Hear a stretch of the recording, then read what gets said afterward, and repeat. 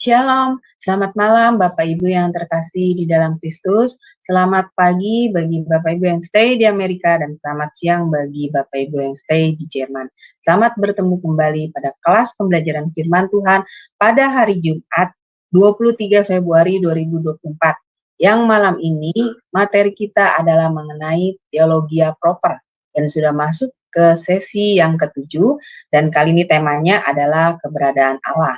Dan yang menjadi narasumbernya seperti biasa adalah Pak Pendeta DR Daniel Palungan. Ya, baik sebelum kita masuk pada kelas pembelajaran kita, maka kita akan membuka dengan doa pembukaan terlebih dahulu yang akan dipimpin oleh Ibu Heni. Dipersilakan Ibu Heni. Ya, mari kita satukan hati dalam doa ya. Bapa Surgawi, Bapa yang kami sembah di dalam nama Tuhan Yesus, saat ini kami datang menghampiri tatamu yang kudus ya Bapa. Kami anak-anak-Mu berkumpul dan mau belajar tentang keberadaan Allah. Bapa, firman Tuhan itu bagi kami adalah makanan bagi roh kami ya Bapa, dan kami sangat membutuhkan pengajaran-pengajaran yang sehat. Bapak, saat ini biarlah urapan-Mu turun atas Bapak Pendeta Daniel yang akan memaparkan pengajaran ini, dan biarlah juga Engkau mengurapi dan memberkati Ibu Aling yang akan menjadi moderator kami yang memimpin acara ini. Setiap kami yang terlibat baik di belakang layar, yang menjadi operator, Tuhan, tolong Bapa, Engkau juga menolong kami semua. Bahkan seluruh perangkat kami yang kami pakai, listrik, wifi kami Tuhan, semua dapat terselenggara sehingga kami dapat belajar melalui pelajaran hari ini. Bapa Surgawi, semuanya ini kami panjatkan di dalam satu nama yang berkuasa, di dalam nama Yesus. Haleluya. Amin. Amin. Baik, terima kasih Ibu Heni untuk doa pembukaannya. Baik, sebelum kita memulai kelas pembelajaran kita, maka kita akan terlebih dahulu melihat profil dari narasumber kita ya, Bapak Ibu sekalian.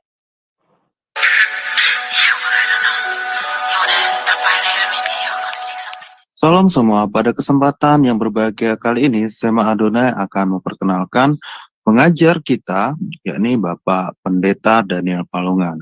Dan berikut adalah profil singkat dari beliau.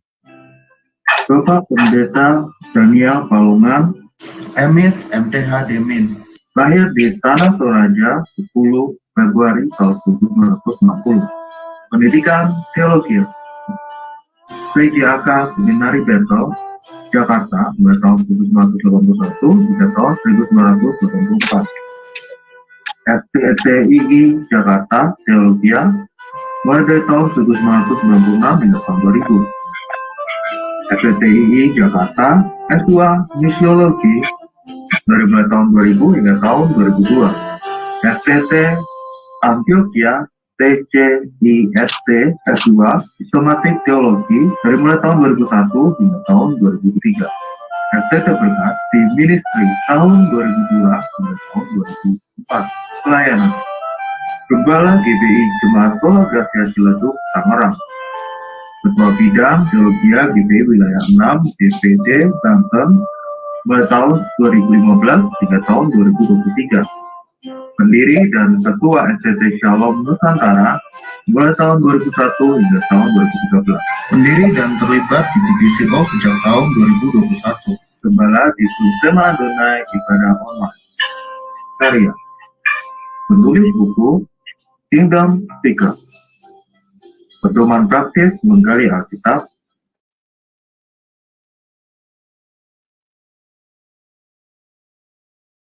Ya, baik Bapak Ibu, itu tadi sekilas adalah profil dari narasumber kami, yaitu Pak Daniel Palungan. Baik, sebelum kita masuk kelas pembelajaran kita, maka saya akan menyapa terlebih dahulu narasumber kami. Shalom, selamat malam Pak Daniel. Selamat malam Bu Aling, salam teman-teman semua. Ya, bagaimana Pak kabarnya? Semoga luar biasa sehat. Puji Tuhan, sehat dalam keadaan semangat ya, puji Tuhan. Iya, baik Pak Daniel, Saya persilakan waktu dan tempat kepada Pak Daniel untuk memulai pembelajaran kelas kita. Persilakan Pak. Oke, terima kasih.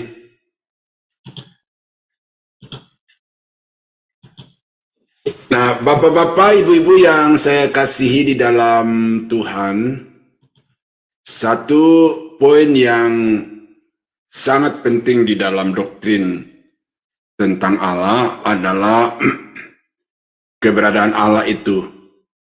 Karena pertanyaan-pertanyaan yang seringkali diajukan oleh orang-orang yang tidak percaya Tuhan dan banyak orang-orang Kristen yang cukup berat untuk bisa menjawab kalau mereka mempertanyakan apakah Allahmu itu ada.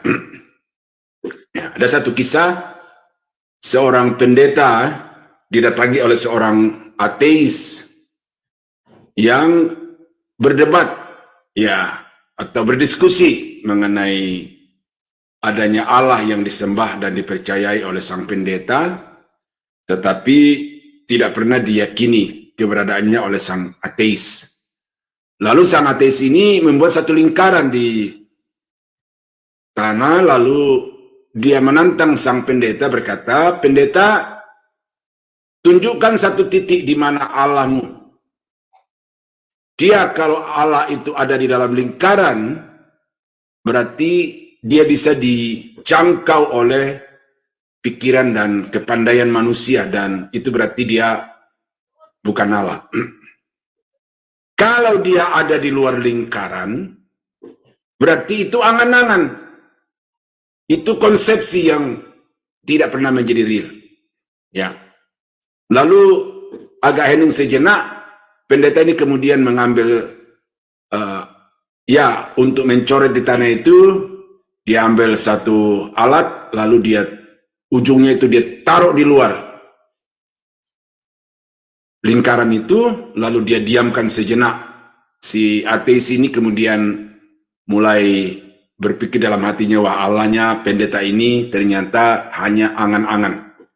Tetapi ketika sang pendeta itu melanjutkan, dia menarik garis dari luar lingkaran itu ke dalam lingkaran, maka sangat terkejut si ateis ini.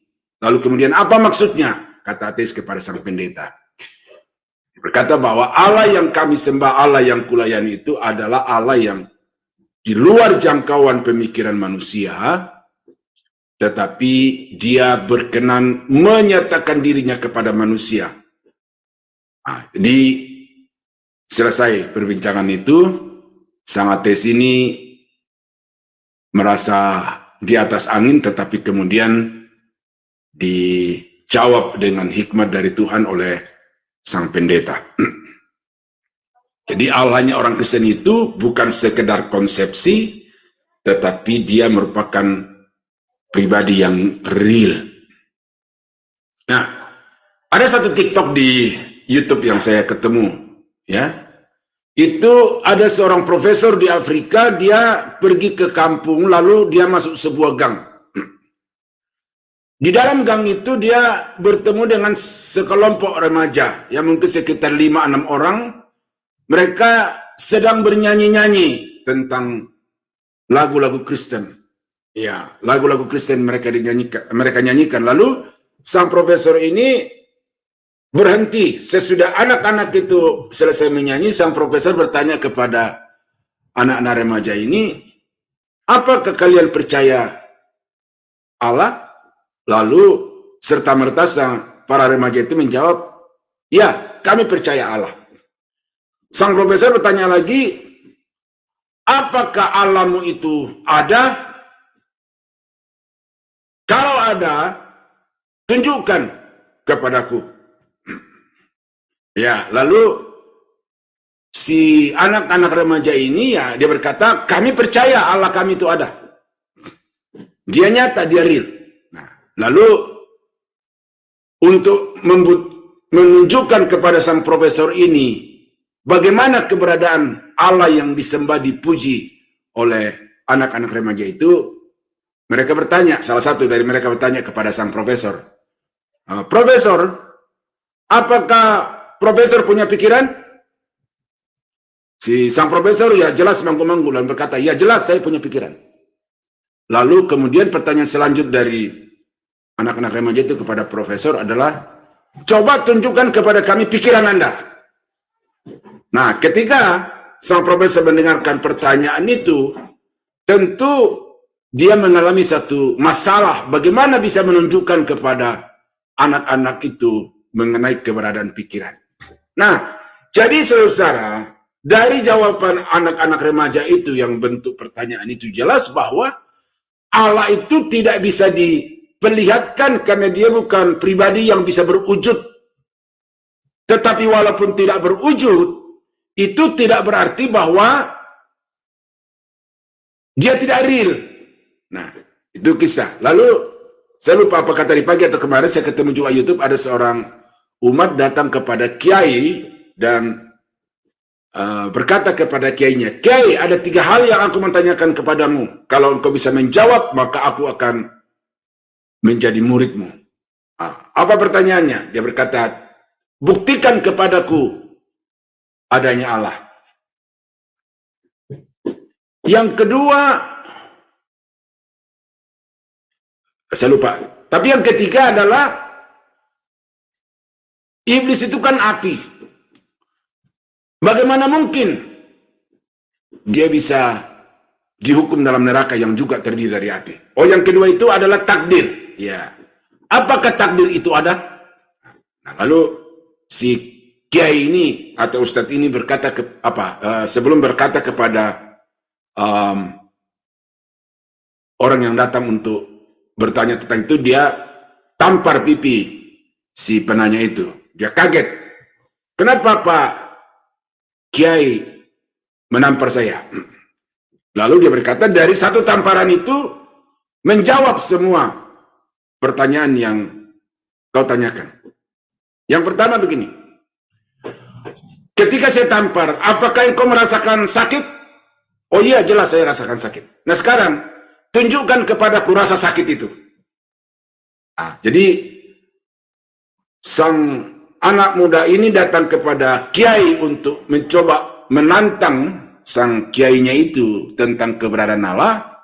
Lalu dengan ilustrasi dia tampar anak muda itu, menjadi terjawab bahwa Allah itu ada, Allah itu terasa, tetapi dia tidak bisa dilihat. Sebagaimana rasa sakit yang kau alami itu, kau rasakan betapa realnya rasa sakit karena ditampar itu, tetapi kau tidak akan bisa menunjukkan kepadaku dan kepada siapapun tentang rasa sakit itu. Nah, jadi dari 3 kisah itu, Bapak Ibu Saudara yang saya kasih dalam Tuhan, kita memiliki prinsip yang sama dari ketiga-tiganya. Ya, walaupun yang ketiga tadi itu bukan Kristen, tetapi bahwa Allah itu sesuatu yang tidak dapat dilihat secara kasat mata, tidak punya bentuk, tetapi dia sungguh-sungguh real di dalam kehidupan manusia dan juga di alam semesta ini. Nah, oleh karena itu maka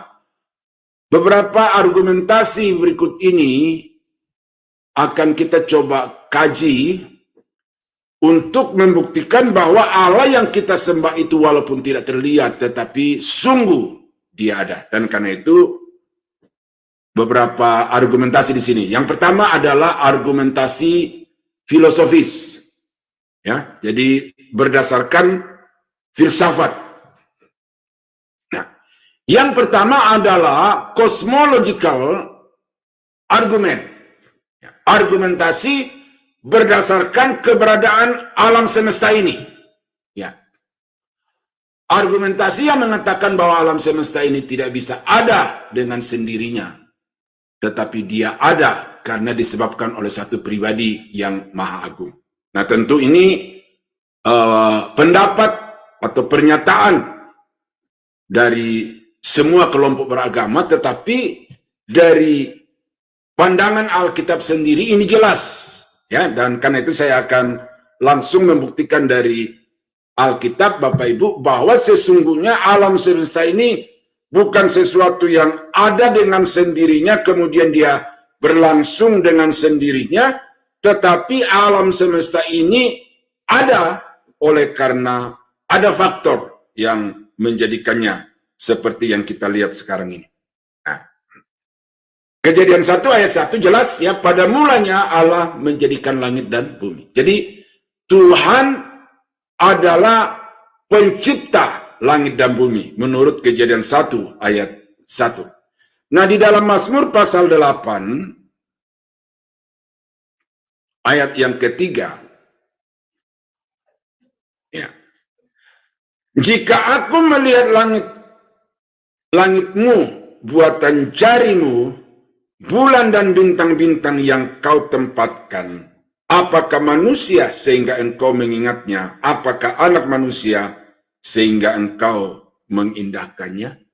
Nah, ini adalah satu pertanyaan yang mempertanyakan tentang apa sebabnya Allah begitu peduli kepada manusia, yang sebenarnya kalau dibandingkan dengan karya Allah yang luar biasa, yaitu tentang alam semesta ini, langit dan bumi beserta dengan segala isinya, maka sesungguhnya manusia itu ya tidak begitu dapat dibanggakan dalam dirinya berkaitan dengan karya Allah di alam semesta yang begitu agung ini. Nah, jadi itu bila aku melihat tentang langitmu dan buatan jarimu, ya aku sadar bahwa sesungguhnya aku ini adalah orang yang tidak layak, seorang yang sangat rendah di mata Tuhan. Nah, itu pengakuan pemazmur. Nah, di dalam Mazmur pasal 19, saya akan bacakan di situ. Ya. Untuk pemimpin biduan, Mazmur Daud. Langit menceritakan kemuliaanmu, dan cakrawala memberitakan pekerjaan tanganmu. Hari meneruskan berita itu kepada hari, dan malam menyampaikan pengetahuan itu kepada malam. Tidak ada berita dan tidak ada kata, suara mereka tidak terdengar, tetapi gemah mereka terpencar ke seluruh bumi, dan perkataan mereka sampai ke ujung bumi. Ia memasang kemahnya di langit untuk matahari, yang keluar bagikan pengantin laki-laki, yang keluar dari kamarnya, girang bagikan pahlawan yang hendak melakukan perjalanannya. Jadi bagaimana alam semesta ini mau tidak mau harus diakui sebagai satu alat yang memancarkan, yang mengumandangkan tentang betapa dahsyat, betapa ajaibnya Tuhan itu. Jadi dengan melihat alam semesta ini, harus ada satu pengakuan, baik secara sadar atau secara spontan di dalam kehidupan seseorang, bahwa sungguh Allah yang kita sembah itu adalah Allah yang Maha Kuasa, karena Dia dapat menciptakan satu karya yang begitu agung itu. Nah, di dalam Mazmur pasal 22 ayat yang ke-6,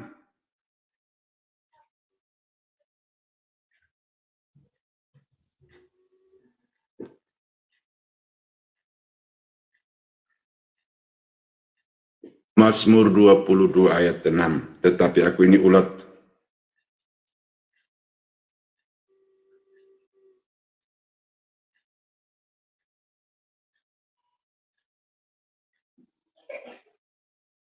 Oh, salah tulis ya. Oke, kita lompat ke pasal 33. Mazmur pasal 33 ayat yang ke-9. Sebab Dia berfirman, atau saya baca mulai dari ayat yang ke-8, biarlah segenap bumi takut kepada Tuhan, biarlah semua penduduk dunia gentar terhadap Dia, sebab Dia berfirman, maka semuanya jadi. Dia memberi perintah, maka semuanya ada. Nah, jadi ini yang jelas dikatakan dari dalam Alkitab bahwa apa yang ada di alam semesta ini dan kemudian menempati tempatnya, kemudian bergerak sesuai dengan rotasinya masing-masing, itu adalah atas dasar firman Tuhan, atas dasar perintah Tuhan. Jadi Dia bukan ada dengan sendirinya, kemudian Dia bukan bergerak semaunya, tetapi Dia ada karena diperintahkan Tuhan. Dia ada karena kuasa firman Tuhan. Nah, jadi saudara-saudara kekasih dalam Tuhan, itu jelas bahwa langit dan bumi ini memancarkan, mengumandangkan atau menceritakan tentang keagungan dan kemuliaan Tuhan. Nah, di dalam Roma pasal 1 ayat yang ke-19 dan 20, karena apa yang dapat mereka ketahui tentang Allah nyata bagi mereka, sebab Allah telah menyatakannya kepada mereka. Sebab apa yang tidak nampak daripadanya, yaitu kekuatannya yang kekal dan keilahiannya, dapat nampak kepada pikiran dari karyanya.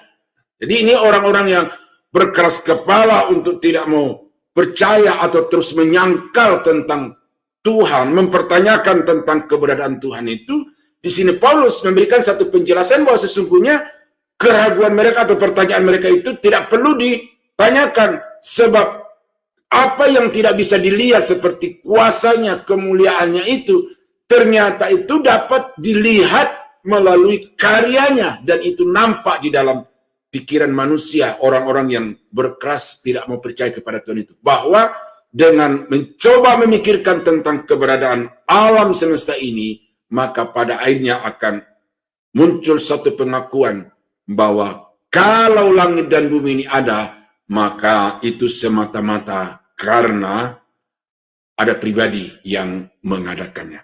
Nah, di dalam Ibrani pasal 1 ayat yang pertama sampai dengan ayat yang ke-3, atau saya bacakan di sini beberapa ayat saja ya.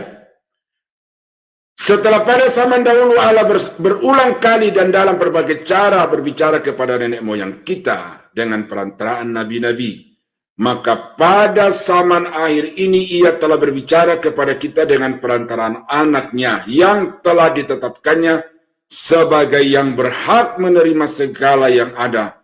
Oleh Dia Allah telah menjadikan alam semesta. Nah, jadi di sini ada satu pengembangan yang lebih spesifik lagi yang merujuk kepada Yesus, bahwa apa yang ada di alam semesta ini adalah karya cipta daripada Allah melalui anaknya Yesus Kristus. Saya bacakan sampai ayat yang ke-3. Ia adalah cahaya kemuliaan Allah dan gambar wujud Allah. Nah, Yesus itu ya, dan menopang segala yang ada dengan firman-Nya yang penuh kekuasaan. Nah, di situ ada satu karya lanjut selain dari mengadakan tidak ada menjadi ada.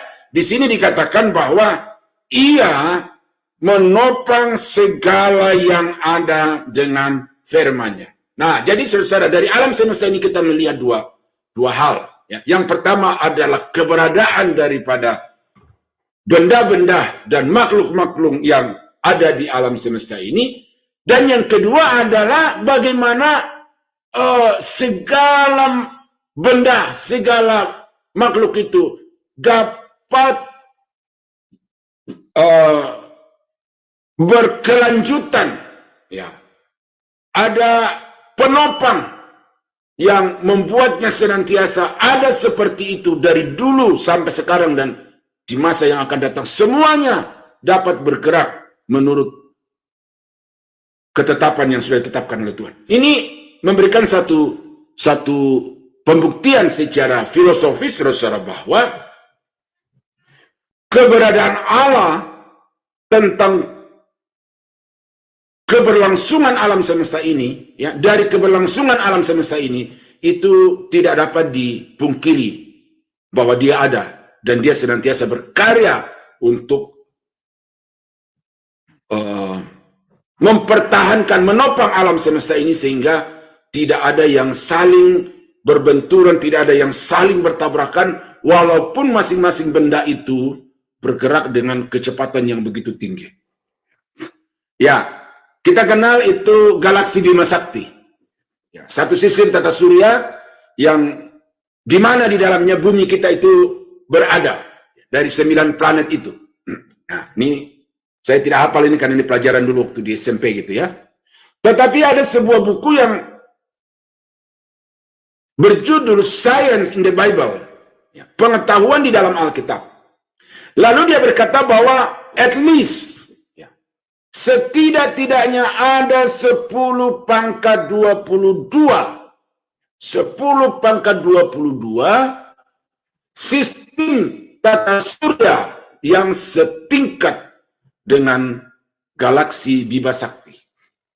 Jadi betapa agungnya, betapa luasnya alam semesta ini, sehingga sistem tata surya yang sebesar dengan galaksi Bima Sakti itu ternyata ada lebih dari 10 pangkat 22. Ini saya tidak bisa jangkau ini dengan pikiran saya karena bukan seorang pemikir ilmu alam, tetapi saya mau menunjukkan ini dari Alkitab bahwa sungguh keberadaan alam ini bukan ada dengan sendirinya, tetapi dia diciptakan, dan keberlangsungan alam semesta ini, ya, bisa berlangsung secara teratur tanpa ada yang berbenturan satu dengan yang lain. Bukankah itu juga merupakan bukti bahwa Tuhan itu berkuasa dan mengatur keberlangsungan dari planet-planet bumi ini, planet-planet di alam raya ini, sehingga tidak ada satupun yang menyimpang dari jalur yang sudah ditetapkan oleh Tuhan. Yang saya bisa nalar itu begini, Bapak Ibu, bahwa bumi kita ini beredar mengelilingi matahari itu dalam waktu 24 jam. Jadi bumi kita ini berputar dalam satu kali putarannya itu 24 jam. Saudara bisa bayangkan kecepatannya. Sementara kalau kita berjalan naik kendaraan dari Jakarta ke Surabaya, itu mungkin sekitar ya kurang lebih ya 15 sampai 18 jam itu dari Jakarta ke Surabaya. Nah, kalau kita dari ujung Pulau Jawa bagian barat sampai ke ujung Pulau Jawa bagian timur, mungkin sekitar 20 jam lebih. Nah, ini kurang lebih aja perbandingannya. Jadi, kecepatan kendaraan yang bisa sampai kepada 80 km per jam itu ternyata tidak ada apa-apanya dibandingkan dengan kecepatan bumi mengelilingi rotasinya itu. Nah, dan semua planet-planet yang ada di alam semesta ini itu bergerak sebegitu. Tetapi pergerakannya itu begitu teratur, sehingga tidak ada satupun yang bisa bertabrakan antara satu dengan yang lainnya. Nah, jadi saudara-saudara, karena itu di sini dikatakan bahwa di dalam Yesus Allah menciptakan segala sesuatu dari tidak ada menjadi ada, tetapi juga sesudah diciptakannya itu dia pelihara, ya, dia jaga sehingga keberlangsungan alam semesta ini dapat berlangsung dengan teratur sampai pada saat ini. Saudara bisa bandingkan dengan traffic atau lalu lintas di kota masing-masing. Ya, ada berapa banyak kecelakaan. Jadi pengendalian manusia terhadap ketertiban lalu lintas itu ternyata tidak dapat diandalkan karena di mana-mana terjadi kecelakaan. Nah, tetapi alam semesta yang begitu agung dan penuh dengan planet-planet yang berrotasi, berputar masing-masing pada rotasinya, itu tidak ada satupun yang keluar dari jalur, dan karena itu tidak terjadi tabrakan bintang dan lain sebagainya. Nah, saudara-saudara yang kekasih dalam Tuhan, itu argumentasi yang pertama, bahwa keberadaan Allah itu dapat dilihat dari bagaimana terjadinya dan keberadaan alam semesta serta keberlangsungannya sampai pada saat ini dan juga sampai di masa-masa yang akan datang. Nah, yang berikut yang menjadi argumentasi secara filosofis tentang keberadaan Tuhan itu adalah argumentasi yang mengatakan bahwa keteraturan yang berlangsung di bumi ini tentu merupakan desain dari satu pribadi yang maha bijak. Oh, tadi saya sudah sebutkan ini, ya, tetapi saya tinggal bacakan ayatnya saja, ya. Tadi saya sudah sebut di atas, Mazmur 104 ayat 1.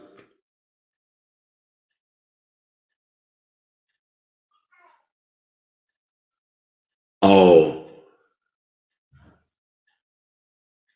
Mazmur 104 ayat 1. Pujilah Tuhan, hai jiwaku, Tuhan Allahku, Engkau sangat besar, Engkau yang berpakaian keagungan dan semarak, yang berselimutkan terang seperti kain, yang membentangkan langit seperti tenda, yang mendirikan kamar-kamar di loteng-lotengmu di air, yang menjadikan awan-awan sebagai kendaraanmu, yang bergerak di atas sayap angin, yang membuat angin sebagai suruhan-suruhanmu, dan api yang menyala-nyala sebagai pelayan-pelayanmu, yang telah mendasarkan bumi di atas tumpuannya, sehingga takkan goyah untuk seterusnya dan selama-lamanya. Ya, sampai ayat 5. Jadi dari sini kita bisa melihat bagaimana awan-awan, bagaimana angin-angin yang bergerak begitu kencang itu, ternyata itu juga ada di dalam kendali Tuhan, sehingga angin-angin, awan, bahkan api itu dapat dijadikan oleh Tuhan sebagai pelayan-pelayannya. Nah, di dalam Kisah Rasul pasal 14 ayat yang ke-15 sampai dengan ayat yang ke-18. Hai kamu sekalian, mengapa kamu berbuat demikian? Kami adalah manusia biasa sama seperti kamu. Kami ada di sini untuk memberitakan Injil kepada kamu, supaya kamu meninggalkan perbuatan sia-sia ini dan berbalik kepada Allah yang hidup, yang telah menjadikan langit dan bumi, laut dan segala isinya. Dalam zaman yang lampau Allah membiarkan semua bangsa menuruti jalannya masing-masing, namun ia tidak menyatakan dirinya dengan berbagai-bagai kebajikan, yaitu dengan menurunkan hujan dari langit dan dengan memberikan musim-musim subur bagi kamu. Ia memuaskan hatimu dengan makanan dan kegembiraan. Ya, walaupun rasul-rasul itu berkata demikian, sampai 17. Ya, sampai 17. Nah, jadi apa yang dikatakan oleh rasul-rasul di sini, bahwa Allah itu mengendalikan segala sesuatu yang ada di alam semesta ini, karena itu dia menurunkan hujan pada waktunya. Kemudian dia menutup langit pada waktu-waktu yang tertentu yang kita kenal di sini sebagai musim. Nah, saudara bisa bayangkan kalau curahan air dari langit atau curahan hujan ke atas muka bumi ini tidak dikendalikan oleh Tuhan, maka apa yang terjadi? Ya, minggu yang lalu baru berapa jam hujan itu turun di daerah kami itu, dan itu menggenangi wilayah di mana kami tinggal. Bahkan banyak kota-kota atau banyak daerah-daerah di sekitar Jabodetabek yang tergenang dengan air. Itu baru turun sekitar 2-3 jam. Nah, bagaimana kalau hujan itu turun seperti peristiwa pada air bah? Turun tidak henti-henti dari dalam laut keluar, dari dalam bumi keluar, mata air. Berlangsung selama beberapa hari itu, dan itu membuat segala sesuatu yang hidup di atas muka bumi ini menjadi binasa kecuali Nuh dan keluarganya. Nah, jadi kita melihat dari situ, saudara, bahwa alam semesta ini itu terpelihara di dalam keberlangsungannya. Ya. Ini bahwa segala sesuatu yang ada di tengah-tengah dunia ini ada yang mengatur dan ada yang menjadi tujuannya. Nah, ini yang dinamakan theological argument. Ya. Jadi kita ada sebagaimana kita ada, ya. Kemudian kita menikmati segala karya Tuhan di alam semesta ini yang berlangsung dengan teratur, di mana ada musim-musim yang sudah tertentu. Maka itu bagi kita harus menjadi satu bukti bahwa Tuhan itu ada, karena Dia mengatur segala yang ada di atas muka bumi ini berlangsung dengan teratur. Nah, argumentasi yang berikut adalah anthropological argument. Antropologi itu manusia. Jadi tentang manusia, argumen tentang keberadaan manusia. Bagaimana manusia yang memiliki moral, memiliki kepandaian, itu dapat hidup dijelaskan terpisah dari Allah yang bermoral. yang berinteligensia dan yang hidup. Jadi di dalam diri manusia ini ada moral, ya, ada kepandaian dan juga ada kehidupan. Dan ini adalah pengungkapan atau penggambaran tentang adanya Allah yang juga memiliki moralitas, yang memiliki kecerdasan, kepandaian, dan juga yang memiliki hidup.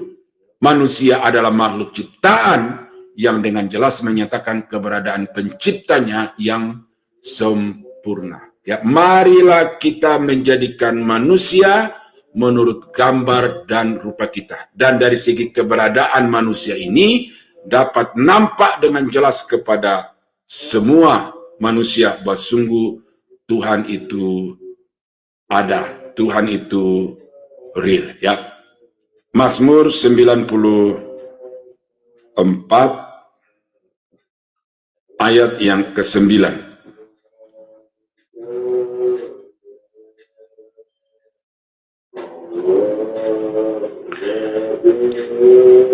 Atau saya bacakan mulai dari ayat yang ke-8 ya. Perhatikanlah hai orang-orang bodoh di antara rakyat, hai orang-orang bebal, bilakah kamu memakai akal budimu? Ya. Jadi kamu sebagai manusia ini ya pakai akal budimu itu. Ya. Dia yang menanamkan telinga, masakan tidak mendengar. Dia yang membentuk mata, masakan tidak memandang. Ya. Dia yang menghajar bangsa-bangsa, masakan tidak akan menghukum. Dia yang mengajarkan pengetahuan kepada manusia. Tuhan mengetahui rancangan-rancangan manusia, sesungguhnya semuanya sia-sia belaka. Nah, jadi di sini pemazmur mau memperkenalkan kepada orang-orang yang berkeras hati, berkeras kepala untuk tidak mau percaya kepada Allah. Lalu dia berkata, di manakah akalmu itu? Di manakah kepandaianmu itu? Mengapa kepandaianmu kamu tidak pergunakan untuk mencoba memikirkan tentang siapa Allah itu? Ya. Nah, di dalam Kisah Rasul 17 ayat yang ke-28 dan 29, sebab di dalam Dia kita hidup, kita bergerak, kita ada seperti yang telah juga dikatakan oleh pujangga-pujanggamu, sebab kita ini dari keturunan Allah juga. Karena kita berasal dari keturunan Allah, kita tidak boleh berpikir bahwa keadaan ilahi sama seperti emas atau perak atau batu, ciptaan kesenian dan keahlian manusia. Nah, jadi karena kita ini berasal dari Allah, ya harusnya secara natural, ya, di dalam diri kita itu harus ada satu pengakuan bahwa ya saya ada ini karena diciptakan. Oleh karena itu penciptaku itu bukan seperti benda-benda seni yang bernilai tinggi secara ekonomi dan juga secara artistik itu. Ya. Karena Allah tidak dapat disamakan dengan barang-barang buatan manusia itu. Nah, jadi saudara-saudara kita melihat di sini bahwa dari keberadaan manusia itu juga dapat terlihat ya secara filosofis bahwa sungguh Allah itu ada karena terpancar dari manusia yang dapat membedakan mana yang baik, mana yang buruk, mana yang benar, mana yang salah. Manusia dapat berpikir, ya, merancang, mendesain sesuatu sebagai satu karya cipta, ya. Lalu kemudian manusia itu memiliki nafas kehidupan. Itu semua menjadi bukti bahwa Tuhan itu ada. Nah, lalu secara ontological argument, ini dari segi realitasnya. Argumentasi yang berpendapat bahwa setiap manusia memiliki intuisi yang mempercayai dan mengakui adanya kekuatan di luar dirinya yang layak untuk disembah. Nah, jadi keberadaan Allah itu adalah satu keberadaan yang melampaui kekuatan manusia, sehingga manusia di dalam segala keberadaannya itu menyembah atau membaktikan diri kepada pribadi yang di luar dirinya yang kekuatannya melampaui kekuatan manusia itu. Nah, ini saudara bisa melihat di mana-mana ya.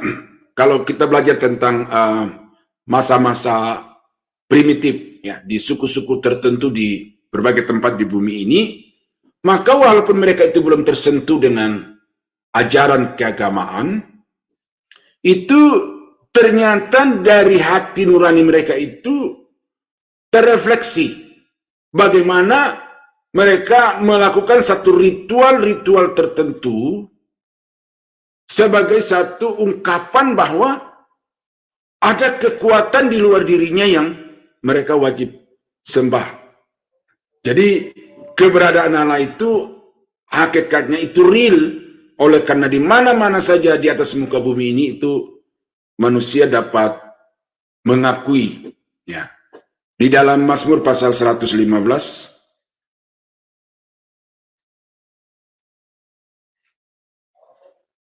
ya. Bukan kepada kami ya Tuhan, bukan kepada kami, tetapi kepada nama-Mu lah beri kemuliaan oleh karena kasih-Mu, oleh karena setia-Mu. Mengapa bangsa-bangsa akan berkata, di mana Allah mereka? Allah kita di surga. Ia melakukan apa yang dikehendakinya. Berhala-berhala mereka adalah perak dan emas, buatan tangan manusia. Mempunyai mulut, tetapi tidak dapat berkata-kata. Mempunyai mata, tetapi tidak dapat melihat. Mempunyai telinga, tetapi tidak dapat mendengar. Mempunyai hidung, tetapi tidak dapat mencium. Mempunyai tangan, tetapi tidak dapat meraba-raba. Mempunyai kaki, tetapi tidak dapat berjalan. Dan tidak dapat memberi suara dengan kerongkongannya. Seperti itulah jadinya orang-orang yang membuatnya dan semua orang yang percaya kepadanya. Nah, jadi di sini Allah Israel itu dibandingkan dengan Allah yang disembah oleh bangsa-bangsa lain yang tidak lain adalah buatan tangan manusia itu. Tetapi dibandingkan dengan Allah Israel adalah Allah yang mulia, Allah yang agung, dan karena itu kepadanya diberikan segala kemuliaan. Diberikan segala kemuliaan. Bukan saja dari segi karya ciptaannya, tetapi juga dari kasihnya kepada manusia dan kesetiaannya kepada umat ciptaannya itu. Nah, jadi argumentasi itu menunjukkan bahwa sungguh Tuhan itu ada. Yohanes 1 ayat 3-7, saya baca.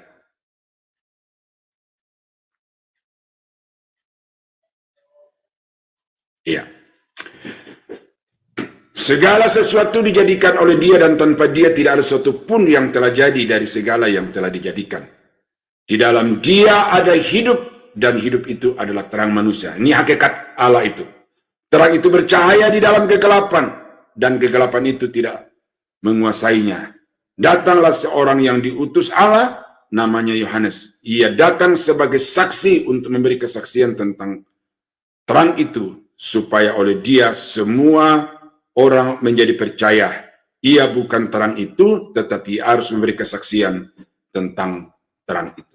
Nah, jadi di sini kita bisa melihat bahwa Allah yang datang ke dalam dunia ini menyatakan diri dalam Yesus Kristus adalah terang, adalah hidup, adalah Allah yang menjadikan segala yang ada menjadi seperti yang ada sekarang ini. Nah, di dalam Roma tadi itu sudah kita baca itu. Jadi itu alasan atau argumentasi secara ontologis. Nah, iya. Lalu keberadaan Allah itu dibuktikan juga secara moral argumen. Manusia adalah makhluk moral, dia memiliki di dalam dirinya perasaan baik dan benar. Kesadaran akan baik dan buruk tersebut bersumber dari Allah yang memiliki moral yang sempurna. Ini sama dengan anthropological argument itu ya. Tapi coba kita baca di sini bagaimana manusia itu di dalam keberadaannya sebagai makhluk yang bermoral dapat merefleksikan tentang adanya Allah bagi dirinya dan bagi manusia. Di dalam Yohanes pasal 8 ayat yang ke-9. Ya. Tetapi setelah mereka mendengar perkataan itu, pergilah mereka seorang demi seorang, mulai dari yang tertua. Akhirnya tinggallah Yesus seorang diri dengan perempuan itu yang tetap di tempatnya. Nah, jadi di mana di sini pembuktian tentang moral itu? Ya. Manusia menangkap orang yang berdosa, diperhadapkan kepada Yesus untuk dimintai bagaimana bereaksi atau bersikap terhadap perempuan itu. Nah, sesudah Yesus memberikan satu persyaratan untuk menjatuhkan hukuman kepada perempuan yang kedapatan ketangkap basah berbuat zina itu, ternyata semua orang-orang yang tadinya begitu antusias untuk melihat bagaimana Yesus akan menghukum perempuan itu, ternyata orang itu pergi satu demi satu karena mereka sadar bahwa sesungguhnya mereka juga adalah orang yang berdosa. Nah, ini kesadaran moral. Ya, kesadaran moral yang membuat mereka tidak lagi sewenang-wenang, tidak lagi bersifat arogansi religius, tetapi sekarang mereka sadar bahwa ternyata saya ini juga adalah makhluk yang berdosa. Nah, ini siapapun saudara, dari agama manapun, tanpa peduli agama Kristen atau bukan, pokoknya setiap manusia itu punya kesadaran akan dosa dan kebenaran. Karena itu ada yang mengatakan begini, seorang pencuri sekalipun, dia tidak akan mau mengajarkan pekerjaan mencuri itu kepada anaknya, karena dia tahu pekerjaan itu adalah pekerjaan yang berdosa. Jadi di dalam diri setiap orang, bahkan yang paling jahat sekalipun, itu ada kesadaran moralitas. Nah, di dalam Roma pasal 2, 14-15, apabila bangsa-bangsa lain yang tidak memiliki hukum Taurat oleh dorongan diri sendiri melakukan apa yang dituntut hukum Taurat, maka walaupun mereka tidak memiliki hukum Taurat, mereka menjadi hukum Taurat bagi diri mereka sendiri. Sebab dengan itu mereka menunjukkan, bahwa isi hukum Taurat itu ada tertulis di dalam hati mereka, dan suara hati mereka turut bersaksi. Suara hati mereka turut bersaksi, memberitahukan kepada mereka tentang apa yang salah, apa yang benar, apa yang baik, dan apa yang jahat. Nah, jadi manusia itu di dalam dirinya ada kesadaran itu. Walaupun kita dapat menemukan kemudian bahwa karena dosa, maka manusia tidak dapat melakukan apa yang dia kehendaki, yang baik di hadapan Tuhan. Ya. Nah, lalu di dalam 1 Timotius 4 ayat yang kedua, ya, ini berbicara mengenai hati nurani. Ya, tetapi Roh dengan tegas mengatakan bahwa di waktu-waktu kemudian ada orang yang akan murtad lalu mengikuti roh-roh penyesat dan ajaran setan-setan oleh tipu daya pendusta-pendusta yang hati nuraninya memakai cap mereka. Nah, jadi kita melihat di sini ada orang yang kemudian tidak bisa berbuat baik, tetapi justru menjadi penganjur dari pengajaran-pengajaran sesat yang didalangi oleh iblis itu oleh karena hati nurani. Tetapi di dalam hati nurani itu sebenarnya tetap ada kesadaran akan sesuatu yang baik dan yang buruk. Nah, itu alasan secara moral. Manusia disebut sebagai makhluk yang bermoral. Nah, argumentasi filosofis berikutnya tentang keberadaan Tuhan itu adalah the biological argument. Argumentasi ini berpendapat bahwa hidup bukan hanya berasal dari keberadaan atau pra-existence. Nah, pra-existence di sini apa itu? Sebelum penciptaan. Tetapi hidup itu berasal dari sumber, dan sumber itu adalah Allah sendiri.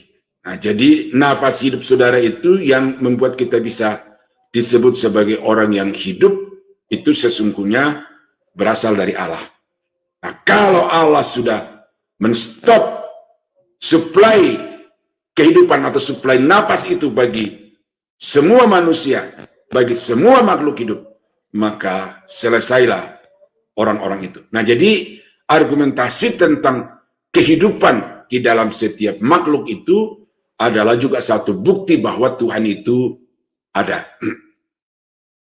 Ya. Mazmur pasal 36 ayat yang ke-9. Sebab padamu ada sumber hayat, di dalam terangmu kami melihat terang. Jadi pemazmur di sini mengakui bahwa Tuhan itu adalah sumber kehidupan. Tuhan adalah pemberi sumber kehidupan. Oleh karena Dia memberikan kehidupan itu kepada manusia, maka manusia itu dapat hidup, disebut sebagai makhluk hidup. Nah, contoh yang lain, saudara, kita baca di dalam Yohanes pasal 11. Bagaimana Lazarus itu. Ya. Ketika dia sakit, Yesus menunda kedatangannya ke rumah Marta dan Maria. Sesudah Lazarus mati, sesudah Lazarus dikubur, baru Yesus datang. Nah, apakah di sini Yesus melakukan satu kelalaian atau sengaja mengabaikan perasaan dari Marta dan Maria itu? Itu sama sekali tidak. Tetapi justru dikatakan bahwa dengan itu dia dapatkan kemuliaan Allah. Apa kemuliaan Allah yang akan dinyatakan oleh Yesus dengan sengaja berlambat-lambat untuk datang ke rumah Marta dan Maria itu adalah untuk membuktikan kepada semua orang bahwa Yesus itu adalah Allah yang berkuasa untuk memberikan kehidupan kepada orang yang sudah mati itu. Jadi kalau saudara bisa bernafas, bisa ada seperti ada sekarang ini, itu bukti bahwa Tuhan itu ada. Ya. Akulah jalan, kebenaran, dan hidup. Tidak ada seorang pun sampai kepada Bapa kalau tidak melalui aku. Ya. Akulah jalan, kebenaran, dan hidup. Nah, di dalam Yohanes 10 ayat yang ke-28, ya, jadi Tuhan itu bukan hanya sumber dari kehidupan yang fana yang sementara kita nikmati di tengah-tengah dunia ini, tetapi Tuhan itu adalah pemberi hidup yang kekal. Ya, aku memberi hidup yang kekal kepada mereka dan pasti tidak akan binasa sampai selama-lamanya, dan seorang pun tidak akan merebut mereka dari tanganku. Nah, jadi saudara kekasih dalam Tuhan, itu pembuktian tentang keberadaan Allah itu nyata dari kehidupan. Segala sesuatu yang bernyawa atau yang dikatakan sebagai makhluk hidup di tengah-tengah dunia ini, itu dapat menjadi bukti bahwa Tuhan itu yang membuat mereka hidup. Dan di dalam banyak ayat Alkitab, ya, kita dapat menemukan bahwa Dia berkuasa untuk memberi hidup, Dia berkuasa juga untuk mengambil kehidupan itu dari seseorang. Dan dengan itu, maka Tuhan itu sungguh ada. Ya. Dari ini sudah bisa melihat tentang kekuatan kepandaian, kekuatan kekuasaan manusia, kekuatan kekayaan manusia.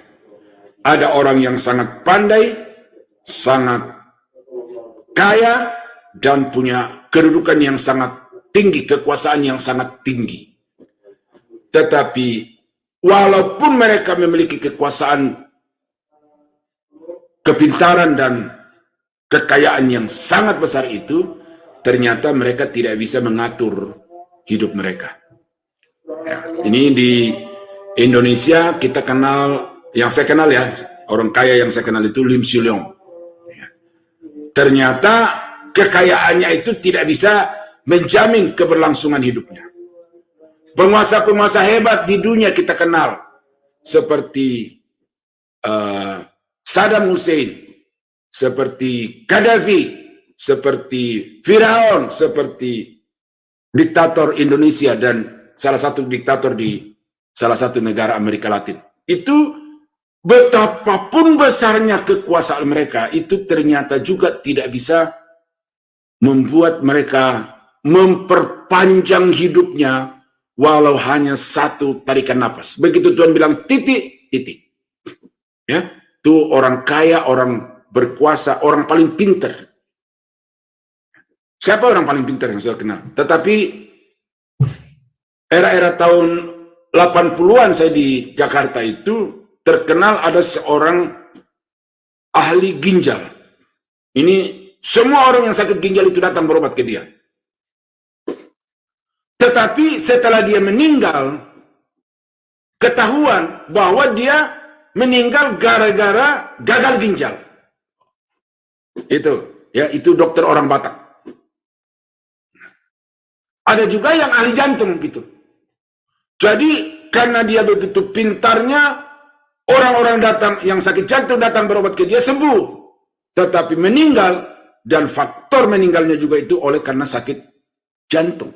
Nah, jadi dari situ kita bisa ambil satu kesimpulan bahwa betapa hebat pun seseorang di tengah-tengah dunia ini, itu dia tidak sedikit pun punya kekuasaan untuk melanjutkan kehidupan dari kekuatannya sendiri. Nah, oleh karena itu maka kalau kita bisa ada sampai hari ini, kita bisa bernafas sampai hari ini, itu harus menjadi satu pembuktian yang kemudian memunculkan pengakuan iman dari kita bahwa karena Tuhan maka aku bisa hidup sampai hari ini. Nah, lalu the historical argument.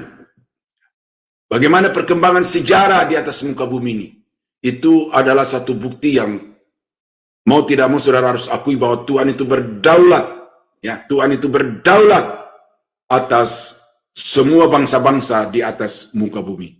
Ini saya sudah banyak sampaikan ini di berbagai kelas pengajaran, tetapi saya mau ulang lagi sekali bahwa bangkit dan runtuhnya sebuah kerajaan di atas muka bumi ini itu tidak terlepas dari pekerjaan tangan Tuhan. Ya. Saya baca di Wahyu pasal 17 dulu ya.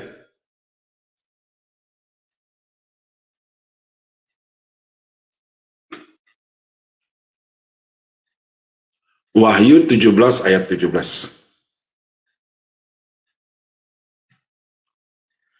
Sebab Allah telah menerangi hati mereka untuk melakukan kehendak-Nya dengan seia sekata dan untuk memberikan pemerintahan mereka kepada binatang itu sampai segala firman Allah telah digenapi. Nah, ini berbicara mengenai zaman antikris. Zaman antikris. Yaitu zaman yang dinubuatkan dalam Alkitab di mana antikris itu akan menjadi penguasa atas segala bangsa di atas muka bumi ini. Tetapi ternyata bahwa kekuasaan yang dimiliki oleh antikris itu tidak terlepas juga dari desain Tuhan. Bagaimana dia menggerakkan orang-orang yang tidak percaya kepadanya itu untuk memberikan kepercayaan atau memberikan pemerintahan kekuasaan kepada sang antikris itu. Jadi berarti bukan hanya kerajaan yang baik yang dikendalikan oleh Tuhan, tetapi kerajaan yang jahat, pemerintah yang jahat, sekalipun itu sebenarnya ada di dalam desain Tuhan untuk menyatakan kuasa dan kehendak-Nya atas seluruh umat manusia. Jadi sejarah itu membuktikan betapa Tuhan itu ada karena Dia berkuasa untuk membangkitkan seorang raja dan kerajaan, tetapi Dia juga berkuasa untuk menurunkan dan menghancurkan raja dan kerajaan itu. Nah, jadi itu beberapa argumentasi atau ya argumen-argumen yang membuktikan bahwa walaupun orang itu belum pada posisi percaya kepada Tuhan, kepada Yesus sebagai Tuhan, itu sebenarnya ada banyak faktor yang membuat mereka dapat mengakui tentang keberadaan Allah itu. Nah, jadi saudara-saudara kekasih dalam Tuhan, itu tinjauan secara filosofis, artinya tidak berdasar kepada iman Kristen. Nah, tetapi argumentasi-argumentasi itu juga ternyata telah ditulis di dalam Alkitab, ya, bagaimana kebenaran Alkitab itu dapat sejalan dengan kebenaran filosofis, walaupun kebenaran filosofis itu tidak boleh menggantikan kebenaran Alkitab atau kebenaran teologis. Nah, yang kedua, saudara-saudara, adalah Christian argument. Kalau tadi itu adalah berdasarkan filsafat atau pengetahuan kepandaian manusia, tetapi sekarang kita mau mencoba melihat dari sudut pandang iman Kristiani. Ya. Nah, yang pertama adalah Christological argument. Ya. Jadi, bagaimana Yesus itu dapat mewujud nyatakan Allah itu kepada semua manusia. Ya. Secara iman Kristen, keberadaan Yesus Kristus adalah satu bukti yang tidak akan terbantahkan bahwa Allah itu sungguh ada. Nah, dari mana kita bisa tahu itu? Ya, satu, dari kelahirannya. Bagaimana tidak sebagaimana lazimnya seorang anak itu bertumbuh di dalam kandungan seorang ibu dan kemudian lahir sebagaimana biasanya. Tetapi Yesus itu ada dalam rahim seorang perempuan tanpa proses alami sebagai seorang istri, sebagai seorang suami. Itu pembuktian bahwa melalui kehidupan Yesus, maka Allah itu dapat dinyatakan keberadaannya. Dia berkuasa untuk menciptakan tubuh Yesus di dalam rahim Maria. Yang kedua, mujizat-mujizatnya. Bahwa kehidupan Yesus adalah kehidupan yang penuh dengan mujizat, tanda-tanda yang ajaib. Membangkitkan orang mati, menciptakan anggur, bahkan juga melipat gandakan roti. Itu juga adalah satu bukti kemahakuasaannya untuk menciptakan dari tidak ada menjadi ada. Ya. Jadi mujizat-mujizat yang dialami, yang dilakukan oleh Yesus itu pembuktian secara iman Kristiani bahwa Allah itu ada, karena dia berkuasa untuk menciptakan tidak ada menjadi ada. Ya, tidak hanya dilihat dari segi keberadaan Yesus secara pribadi, tetapi bahwa di luar Yesus itu secara manusia ada satu kekuatan yang luar biasa yang memungkinkan Yesus bisa melakukan itu, dan kekuatan itu tidak lain adalah kekuatan Allah. Ya, hikmatnya bagaimana di dalam usia yang masih remaja, ya, itu dia sudah mampu untuk berdiskusi, bahkan boleh dibilang beradu argumentasi dengan imam-imam, ahli-ahli Taurat, orang-orang Farisi itu, terutama ketika dia ada di Bait Allah itu. Ya. Kematian dan kebangkitannya, bagaimana Yesus yang secara manusia itu mati, tetapi kemudian kematian tidak bisa menahannya di dalam kuburan lebih lama, selain daripada waktu yang sudah ditetapkan oleh Tuhan. Jadi Yesus menunjukkan bahwa ada kekuatan yang berkuasa atas kematian dan atas maut, dan kekuatan itu adalah kekuatan Allah.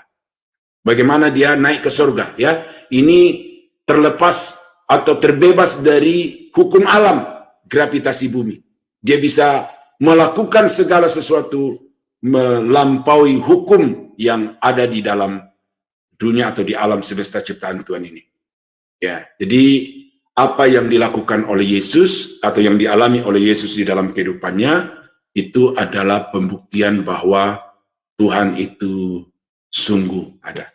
Jadi jangan saudara hanya percaya Yesus sebagai Tuhan dan Juru Selamat, tetapi percaya juga bahwa melalui Yesus kita dapat melihat dan mengalami Allah yang real itu di dalam kehidupan kita. Yang kedua secara Christian argument ini adalah bibliological argument. Ya. Bibliologi. Jadi argumentasi secara alkitabiah. Alkitab ini mau tidak mau sebagai orang Kristen, sebagai orang-orang yang percaya kepada Yesus, juga harus mengakui bahwa Alkitab ini menyatakan atau merefleksikan Allah itu kepada umat manusia. Ya. Secara iman Kristiani, Alkitab adalah penyataan Allah secara tertulis dan paling lengkap. Manusia dapat mengenal Allah hanya melalui Alkitab.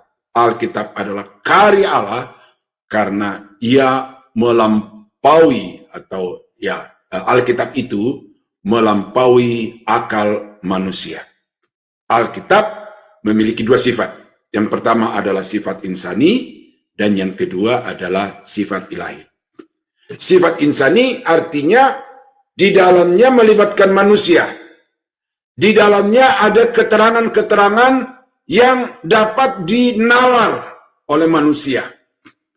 Tetapi pada sisi yang lain, Alkitab itu adalah bersifat ilahi, karena di dalam Alkitab itu juga terdapat ayat-ayat atau bagian-bagiannya yang tidak dapat dijangkau oleh daya nalar, kemampuan berpikir manusia. Ya, karena itu maka Alkitab menjadi satu pembuktian bahwa Allah ada. Nah, pernyataan Alkitab yang melampaui daya nalar, ya ini tadi saya sudah sebutkan di atas itu ada banyak itu ya, dari tidak ada menjadi ada. Orang yang lahir tanpa proses pembuahan sperma terhadap sel telur. Orang yang mati bisa hidup lagi. Ya. Orang yang bisa berjalan di atas air. Itu semua dinyatakan oleh Alkitab seperti itu. Nah, itu tidak bisa dipikirkan ya dengan teori apapun oleh manusia. Karena pernyataan-pernyataan Alkitab itu melampaui akal. Nah, karena itu dari sisi hermeneutik, saudara, untuk Bapak Ibu bisa mengerti Alkitab itu, pertama-tama yang saudara harus tanamkan di dalam diri saudara adalah iman. Lalu dengan iman itu, saudara bisa bertumbuh kepada pemahaman. Ya, karena memang Alkitab itu tidak semuanya dapat dijangkau oleh pemikiran manusia.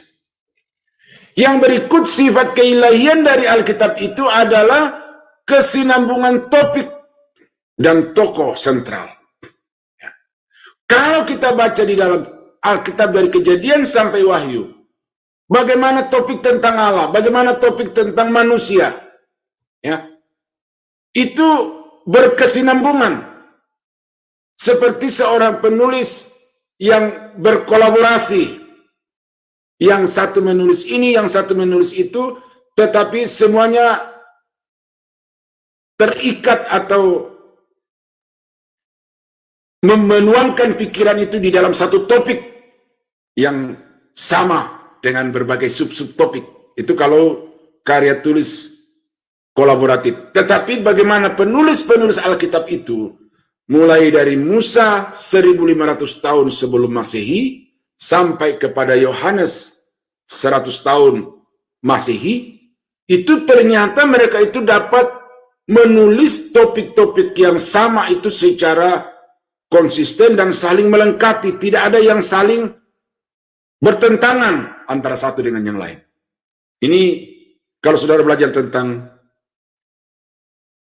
inspirasi Alkitab itu, saudara akan menemukan di situ bahwa sungguh hanya Tuhan yang mampu untuk memberikan pengetahuan itu kepada orang per orang di dalam Alkitab yang menulis, sehingga apa yang mereka tulis dari waktu yang berbeda, dari latar belakang zaman yang berbeda, kemudian profesi yang berbeda, di jarak waktu yang begitu jauh satu dengan yang lain, tetapi ternyata Alkitab itu berkesinambungan. Nah, tokoh sentral dari Alkitab itu, dari Kejadian sampai Wahyu, itu tidak lain adalah Yesus. Ya, jadi bagaimana para penulis-penulis Alkitab itu betul-betul dikuasai oleh Tuhan sehingga mereka dapat menuangkan melalui tulisan-tulisan mereka itu keberadaan Yesus Kristus sebagai Tuhan dan juga sebagai manusia yang penuh dengan penderitaan. Jadi itu bukti bahwa Alkitab itu bukan hasil daya pikir manusia, tetapi itu merefleksikan atau menyatakan kepada manusia tentang ada pribadi yang ada di belakang Alkitab itu. Nah, yang berikut adalah nubuatan-nubuatan Alkitab yang digenapi. Bagaimana kita bisa membandingkan dengan ada banyak ramalan-ramalan? Ada banyak pernyataan-pernyataan yang tidak seperti yang dinyatakan. Terpilihnya Prabowo di Indonesia sebagai presiden pada tahun 2024 ini, itu konon katanya sudah diramalkan oleh Gus Dur. Sehingga ada satu channel yang mengatakan bahwa 10 ramalan dari Gus Dur itu telah digenapi semuanya. Ya, pernah juga meramal tentang Ahok, meramal tentang presiden sepil, saya lupa namanya nih karena agak terganggu. Prabowo, ya.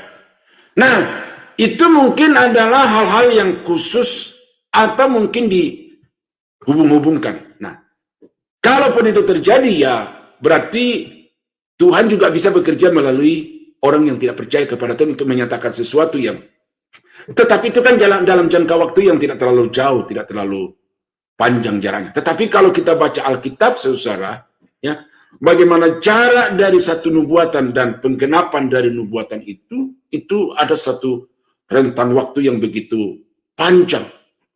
Ya, bukan hanya dalam satu generasi orang itu, tetapi dalam satu jangka waktu yang begitu panjang. Katakanlah Kejadian pasal 3 ayat 15.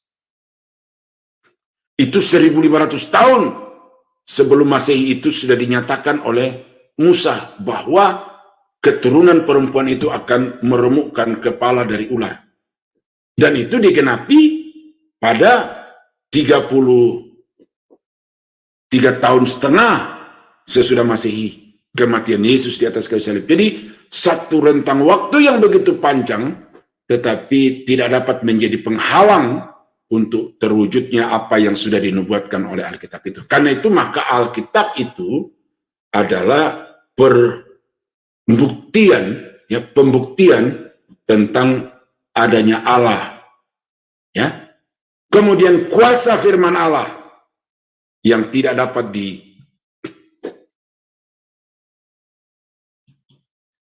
atasi atau dibatalkan oleh kekuatan manapun di atas muka bumi. Nah, jadi kuasa dari firman Allah itu kita sudah baca di tempat-tempat yang lain itu susah bagaimana firman Allah itu bisa menyelamatkan, firman Allah itu bisa melahirbarukan, firman Allah itu bisa mengadakan dari tidak ada menjadi ada. Jadi Alkitab itu adalah satu alat pembuktian tentang adanya Allah. Nah, itu dua argumentasi secara iman Kristen itu. Yang pertama adalah Yesus yang sungguh-sungguh dapat mewujudkan, membuktikan Allah itu ada. Yang kedua adalah Alkitab. Nah, dengan demikian saudara-saudara kekasih dalam Tuhan, saya dapat berkesimpulan dan memberikan kesimpulan kepada Bapak Ibu bahwa Allah itu ada, Allah itu real. Ya, Dia yang menciptakan segala sesuatu dari tidak ada menjadi ada, tetapi Dia sendiri tidak ada yang menciptakannya. Segala sesuatu di atas muka bumi ada penyebabnya, ini kata seorang filsuf. Tetapi Allah itu tidak ada yang menyebabkannya. Nah, jadi jangan ragu, jangan bimbang saudara-saudara. Walaupun kadang-kadang kita dibawa kepada satu situasi di mana kita tidak bisa lagi berpikir dan tidak bisa lagi menemukan jalan keluar dari satu problem yang kita hadapi, lalu muncul keraguan, muncul kebimbangan. Tetapi hari ini saya mau kasih tahu kepada Bapak Ibu bahwa Allah itu ada, Allah itu menciptakan, Allah itu memelihara segala sesuatu yang Dia ciptakan di alam semesta ini, karena itu berlangsung, keberlangsungan alam semesta ini secara teratur itu adalah karena Tuhan peduli, Tuhan sayang, Tuhan mengasihi manusia ciptaannya dan juga seluruh makhluk ciptaannya di tengah-tengah dunia. Karena itu kalau ada masalah, kalau ada persoalan, jangan lari kepada manusia, tetapi datanglah kepada Tuhan yang berkuasa untuk menolong dan memberikan kepada saudara kelepasan dari masalah apapun yang Bapak Ibu sedang hadapi. Nah, jadi itu kurang lebih ulasan dari Alkitab dan juga berdasarkan pemahaman-pemahaman manusia tentang keberadaan Tuhan. Ya, jadi kita tidak bisa menyangkal atau kita tidak bisa tidak percaya keberadaan Tuhan itu. Tuhan itu ada, Tuhan itu real, walaupun Tuhan itu tidak dapat dilihat dengan mata kita sendiri. Nah, demikianlah pemaparan saya, Bapak Ibu. Saya kembalikan kepada Ibu Aling untuk memandu selanjutnya. Tuhan memberkati. Ya, baik, terima kasih Pak Daniel untuk pemaparan materi malam ini tentang keberadaan Allah yang secara luar biasa ya Pak. Semua. Baik Bapak Ibu, sebelum kita masuk pada sesi tanya jawab dan diskusi, maka saya akan membacakan terlebih dahulu acara channel Adonai ke depannya ya. Ya, Bapak Ibu, setelah kelas kita ini masih ada kelas lanjutan dari Sema Adonai dan ini adalah kelas terakhir ya Bapak Ibu mengenai materi pelajaran sejarah penulisan masuk buku seri keempat dan ini adalah sesi ke-9. Temanya adalah pemeliharaan yang misterius dan ajaib dan yang menjadi narasumbernya seperti biasa Pak Pendeta Yudi Lengkong dan moderatornya adalah Ibu Heni. Selanjutnya besok dari Sabtu 24 Februari 2024 di jam 19.00 waktu Indonesia Barat di Sema Adonai akan kembali ada kelas pembelajaran firman dan kali ini judulnya kedewasaan penuh dan yang menjadi narasumbernya adalah Pak Pendeta IR James Hendry STH dan moderatornya adalah Ibu Aling, saya sendiri. Dan ini mengenai pemberitahuan tentang channel kami ya Bapak Ibu, channel kami yang baru yang dahulu diganti namanya dengan channel Cahaya Firman. Jadi bagi Bapak Ibu yang belum mensubscribe channel baru kami Cahaya Firman, tolong bantu subscribe channel YouTube baru kami, yaitu channel Cahaya Firman. Dan ini adalah renungan pagi dari Sema Adonai yang diadakan setiap hari dari Senin sampai dengan Sabtu, dimulai dari jam 5.30 pagi dan dilayani oleh hamba-hamba Tuhan yang sangat memberkati. Dan untuk renungan pagi Sema Adonai, kemudian renungan pagi dari Bapak Gembala kami, Pak Daniel yang diadakan 1 kali dalam seminggu, dan juga ibadah online Sema Adonai, itu semua hanya ada di dalam channel Cahaya Firman ya Bapak Ibu. Jadi bagi Bapak Ibu yang ingin mengikuti acara renungan pagi, ibadah online kami, Bapak Ibu harus mensubscribe channel Cahaya Firman, sehingga Bapak Ibu bisa mengikuti renungan pagi pada online kami. Dan bantu juga share kepada yang lain ya Bapak Ibu, sehingga semakin banyak orang yang juga bisa mengetahui acara-acara dari channel Sema Adonai dan juga membantu channel kami semakin berkembang dan menjadi berkat lagi bagi banyak orang. Terima kasih Bapak Ibu atas perhatiannya. Sekarang kita akan masuk pada sesi tanya jawab dan diskusi. Dan sebelumnya bagi Bapak Ibu yang ingin bertanya, represent terlebih dahulu ya. Nah, ini sudah ada Pak Daniel Simon yang akan bertanya. Ya, silakan Pak Daniel. Selamat malam, Pendeta Daniel. Selamat malam Pak Simon. Iya, saya mau nanya Pak, kalau kita udah percaya pada Yesus sebagai Tuhan dan Juru Selamat, apakah itu bisa dibilang udah lahir baru? Karena kan udah dimeteraikan Roh Kudus. Atau lahir baru itu seperti yang Pak Daniel pernah cerita, kalau Pak Daniel waktu itu merasa lahir baru tuh waktu SMA kelas 2. Jadi kriterianya lahir baru tuh gimana, Pak Daniel? Terima kasih. Ya, ini sebenarnya di luar topik malam ini ya. Iya, ini ditanyakan di kelas soteriologi Pak, lebih tepatnya ya.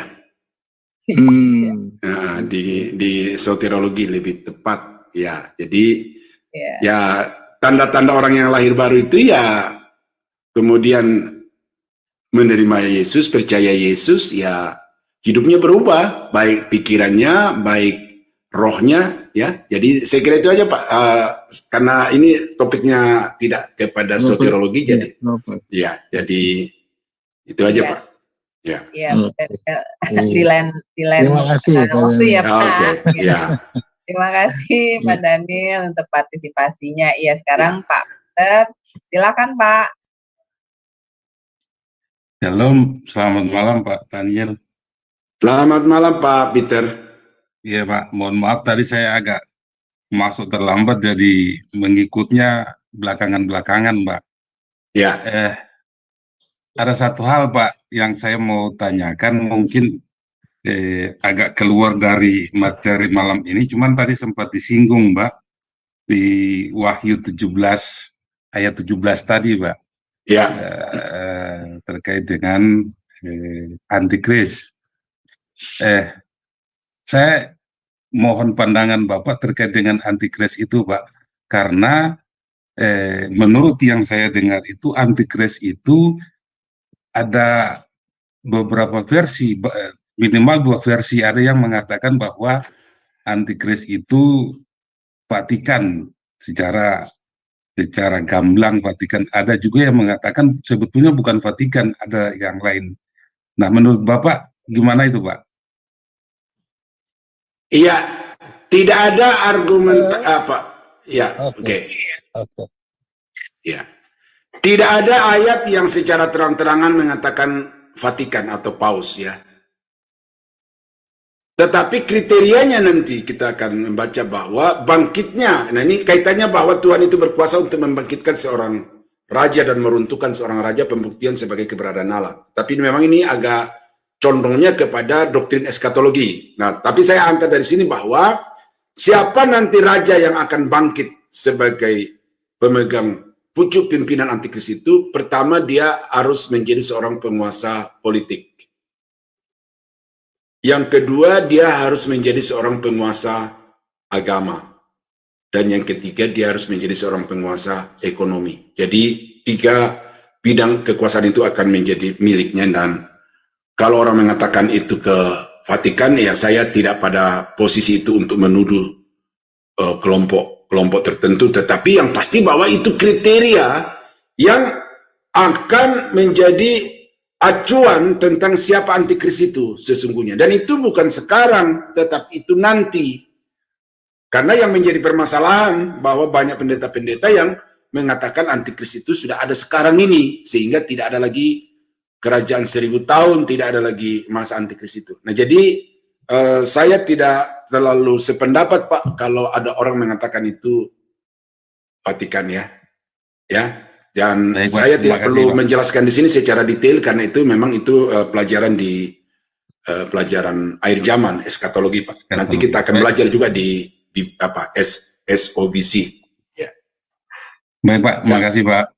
Ya, oke. Baik, terima kasih Pak Peter untuk partisipasinya. Baik, siapa lagi Bapak Ibu, silakan. Sebelum ada yang bertanya, saya mau bertanya Pak Daniel. Tadi kan Pak Daniel menjelaskan bahwa di awal ya Pak, keberadaan Allah itu dinyatakan secara filosofi ya Pak ya. Itu lewat hati nurani dari manusia. Jadi manusia bisa mengetahui yang baik dan yang jahat dan lewat hati nuraninya. Seperti itu ya Pak Daniel. Tapi setiap orang yang belum menerima Yesus pun mereka sudah mempunyai satu dalam hati nurani mereka tentang hal-hal perbuatan yang menyatakan memberitahukan mereka bahwa mereka melakukan hal yang baik atau yang jahat. Nah, bagaimana Pak dengan orang yang dia terikat Pak, maksudnya dirinya itu jiwanya oleh kuasa kegelapan. Apakah hati nuraninya itu masih bisa mengetuk Pak? memberitahu dia gitu. Ya, jadi itu tadi argumentasi secara antropologikal itu ya. Jadi argumentasi secara manusia, bahwa manusia itu dapat membuktikan tentang adanya Allah.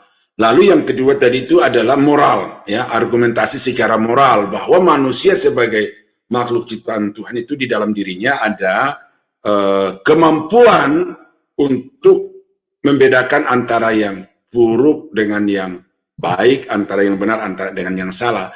Tetapi manusia itu pada hakikatnya tidak memiliki kemampuan untuk memilih yang baik itu.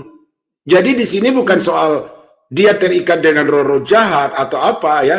Kalau kita baca di dalam Roma pasal 7, bahwa Paulus itu begitu tegas menyatakan, ya, karena kuasa dosa dia tidak mampu untuk melakukan yang baik, berarti dia terikat dengan berbagai macam kejahatan.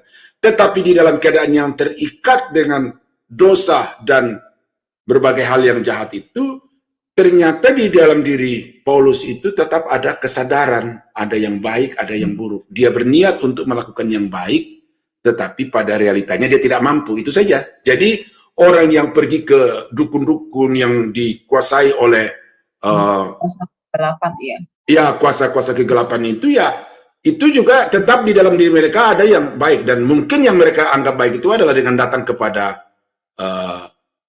kekuatan-kekuatan itu. Nah, jadi kan di sini kan bukan soal benar atau salah, tetapi pembuktian bahwa manusia itu di dalam dirinya itu ada kesadaran bahwa di luar dirinya ada kekuatan. Nah, jadi orang yang mencari kekuatan itu di luar dirinya, entah itu kekuatan yang benar atau yang salah, itu menjadi bukti bahwa manusia itu sadar akan adanya Tuhan, adanya kekuatan yang di luar dirinya yang harus disembah gitu.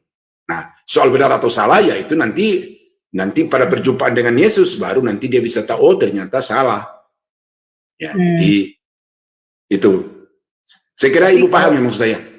Ya, tapi padanya kalau bagi kita umat pilihan Tuhan yang sudah menerima Yesus, ya kita ada Roh Kudus ya Pak yang akan membimbing kita ya Pak ya. Walaupun kita tidak mampu ya kan Pak Daniel untuk melakukan yang seperti yang Rasul Paulus katakan tadi ya, tapi kita punya Roh Kudus yang akan ya memberikan kita kekuatan ya Pak, dan memampukan kita untuk melakukan yang benar tidak seperti itu Pak. Itu langkah kedua, boleh dibilang ya langkah kedua. Tetapi langkah pertamanya adalah kita sebagai orang Kristen ini yang mau tidak mau sudah harus mengakui Tuhan itu ada. Kan itu aja topik kita malam ini. Tuhan ada atau tidak gitu loh.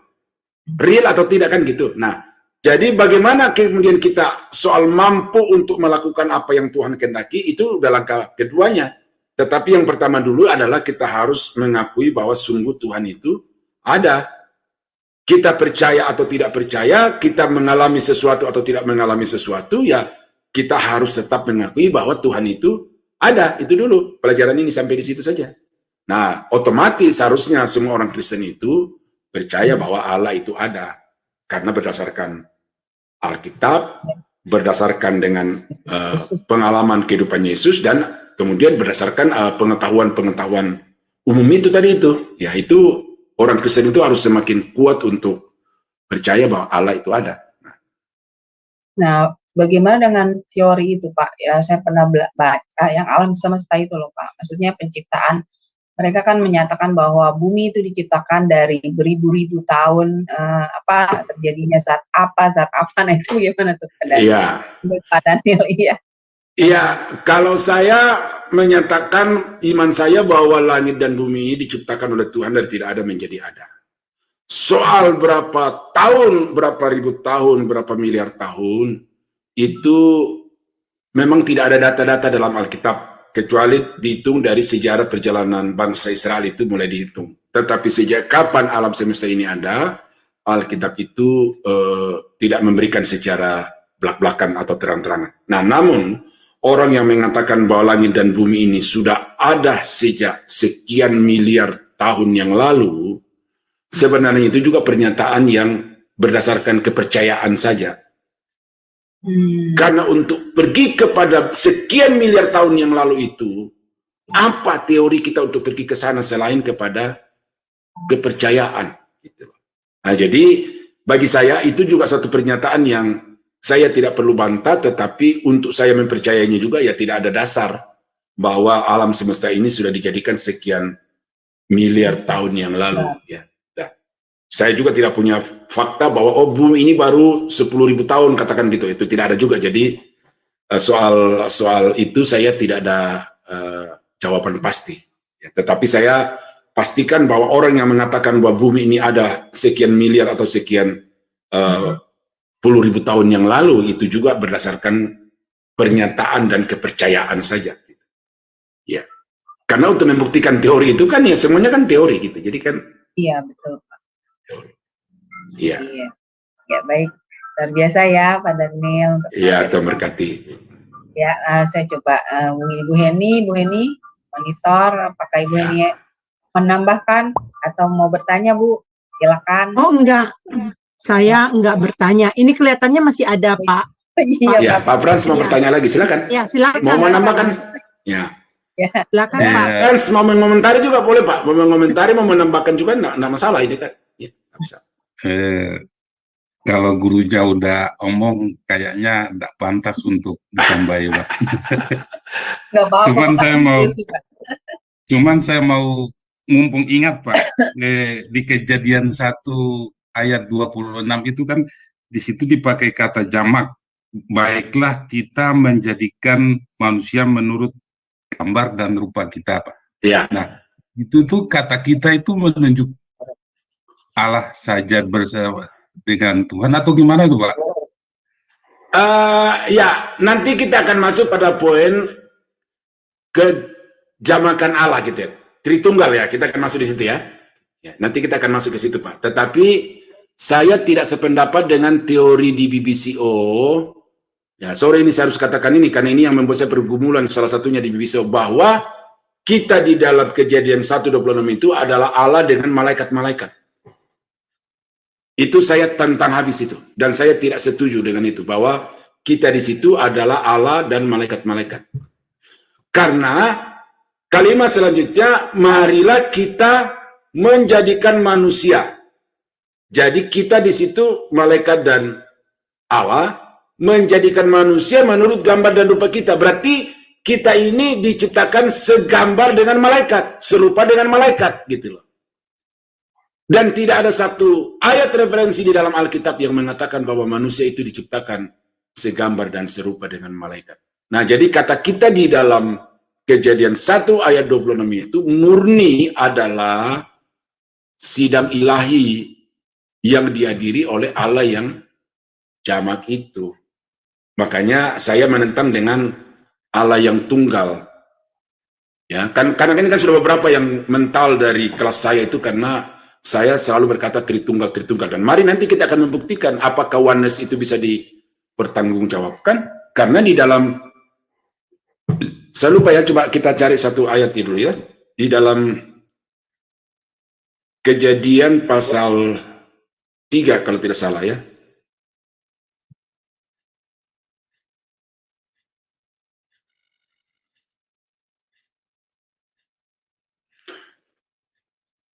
Coba salah satu, atau Pak Peter minta tolong bantu, ada kata salah satu dari kita, oh di ayat 22 Pak. Ya, Kejadian 3:22. Ya. Jadi penganut paham oneness ini coba dipecahkan ini. Ya. Saya baca Pak. Ya. Baca. Berfirmanlah Tuhan Allah, sesungguhnya manusia itu telah menjadi seperti salah satu dari kita, tahu tentang yang baik dan yang jahat. Maka sekarang jangan sampai ia mengulurkan tangannya dan mengambil pula dari buah pohon kehidupan itu dan memakannya, sehingga ia hidup untuk selama-lamanya. Iya. Salah satu dari kita. Siapa kita di sini? Tuhan di ayat 22 frasa pertama itu, berfirmanlah Tuhan Allah. Nah, jadi kita tidak sekedar tidak setuju dengan oneness Tritunggal atau tidak sekedar serta-merta percaya Tritunggal. kita harus berbicara berdasarkan fakta dari Alkitab, dan di sini belum poinnya, tetapi nanti kita akan ketemu di pertemuan-pertemuan berikut. Saya akan buktikan kepada Bapak Ibu bahwa ya Allah itu Yahweh, Yesus itu Yahweh, Roh Kudus itu Yahweh, dan terpisah satu dengan yang lain, tidak tunggal, tetapi makanya dibilang esa gitu. Nah, jadi terserah Bapak Ibu mau keluar dari kelas saya karena tidak setuju dengan Tritunggal, ya itu hak Bapak Ibu, tetapi saya akan membuktikan bahwa keyakinan saya Tritunggal itu nanti saya akan buktikan dari pelajaran ini.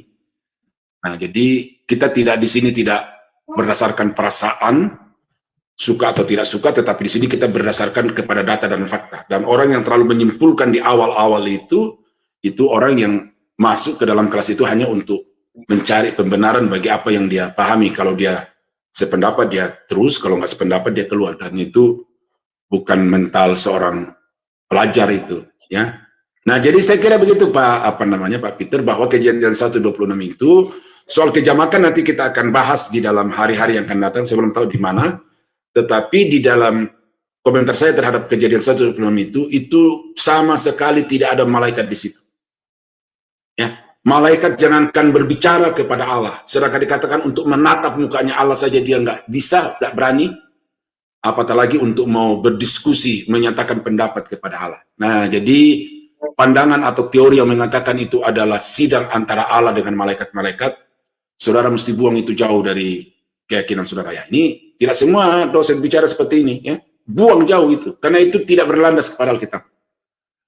Jadi tegas, karena saya percaya bahwa itu bukan Allah dan malaikat, tetapi itu adalah pribadi-pribadi di dalam Allah itu sendiri. Nah, sudah terbukti di dalam Kejadian 3 ayat yang ke-22 tadi itu, ya, salah satu dari kita. Nah, kalau salah satu dari kita dari malaikat, ya berapa banyak malaikat?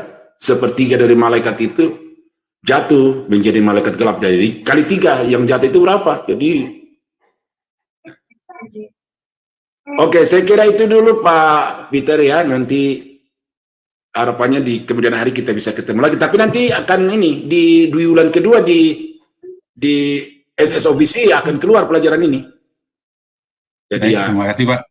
Ya, nggak apa-apa ya, kita ketemu di sini, kita ketemu di itu lebih bagus supaya lebih dipertajam. Siap Ya. Pak. Oke. Terima kasih Pak Peter untuk partisipasinya. Baik Pak Daniel. Sepertinya kita sudah tidak ada yang bertanya, kita tutup ya Pak kelas kita. Bapak bisa closing statement untuk materi pembelajaran malam ini. Iya. Dan doa berkat bagi kami semua Pak. Terima kasih. Iya. Jadi saudara-saudara, terlepas saudara Kristen atau bukan Kristen, orang-orang yang tidak Kristen pun ada begitu banyak argumentasi yang dapat membuktikan bahwa Tuhan itu ada. Jadi orang ateis itu sebenarnya bukan tidak mengakui adanya Allah, tetapi hanya mereka tidak mau percaya dan mengakui adanya Allah. Nah, itu dua sikap yang berbeda, ya. Mereka tetap tidak mau percaya ada Allah, tetapi mereka lebih pilih untuk percaya tidak ada Allah.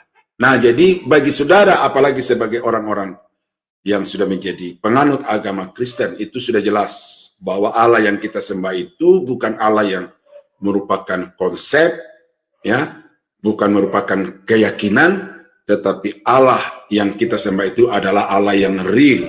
Oleh karena ada begitu banyak fakta-fakta di dalam Alkitab dan juga di alam semesta ini yang membuktikan Tuhan kita itu ada. Dan karena itu iman, ya, iman itu harus menjadi satu landasan untuk kita percaya adanya Allah. Karena dikatakan barang siapa yang berpaling kepada Allah, dia harus percaya bahwa Allah itu ada dan bahwa dia memberi upah kepada setiap orang yang percaya kepadanya. Nah, kiranya satu sesi ini dapat memperluas wawasan Bapak Ibu, lebih memantapkan lagi keyakinan Bapak Ibu, dan dengan demikian sesi-sesi selanjutnya akan membuat kita lebih mudah untuk berinteraksi satu dengan yang lain. Mari kita tunduk kepala, kita berdoa. Bapa di surga, terima kasih karena kami sudah mempelajari bagian-bagian firman Tuhan yang membuktikan kepada kami bahwa Allah yang kami sembah itu adalah Allah yang ada, yang menyebabkan segala sesuatu di alam semesta ini menjadi ada. Tetapi Allah kami sendiri, tidak ada yang menyebabkannya menjadi ada selain ada dari dirinya sendiri. Terpujilah nama-Mu ya Tuhan, kiranya materi pelajaran pada malam ini dapat membuat satu pencerahan yang lebih dalam, lebih luas lagi tentang keyakinan kami kepada Tuhan, dan dengan itu kami akan semakin teguh beriman kepada-Mu. Kami berdoa berterima kasih untuk kelas malam ini di dalam nama Yesus Tuhan dan Juru Selamat kami. Saudara-saudara yang dikasihi Tuhan, kiranya anugerah dari Allah Bapa di dalam surga, damai sejahtera dari Tuhan kita Yesus Kristus, serta persekutuan kuat kuasa Roh Kudus, kiranya menyertai kita sekalian dari sekarang sampai selama-lamanya. Dalam nama Yesus, kami akhiri kelas pada malam ini. Haleluya. Amin. Baik, terima kasih Pak Daniel untuk pelayanannya yang luar biasa bagi kami malam ini. Semoga Pak Daniel selalu diberi kesehatan dan pelayanan diberkati Tuhan lebih dan lebih lagi menjadi berkat bagi banyak orang. Amin. Baik Bapak Ibu, terima kasih sudah stay bersama kami di kelas ini. Setelah kelas ini masih ada kelas lanjutan ya Bapak Ibu di pukul 21.00 waktu Indonesia Barat, yaitu tentang materi sejarah penebusan. Jadi tetap stay bersama kami ya Bapak Ibu untuk pembelajaran berikutnya. Dan kelas ini juga akan tetap ada di minggu depan di hari yang sama, itu hari Jumat, juga di pukul yang sama pukul 19.00 waktu Indonesia Barat. Terima kasih Bapak Ibu yang terkasih dalam Kristus. Tuhan berkati. Shalom, shalom, shalom.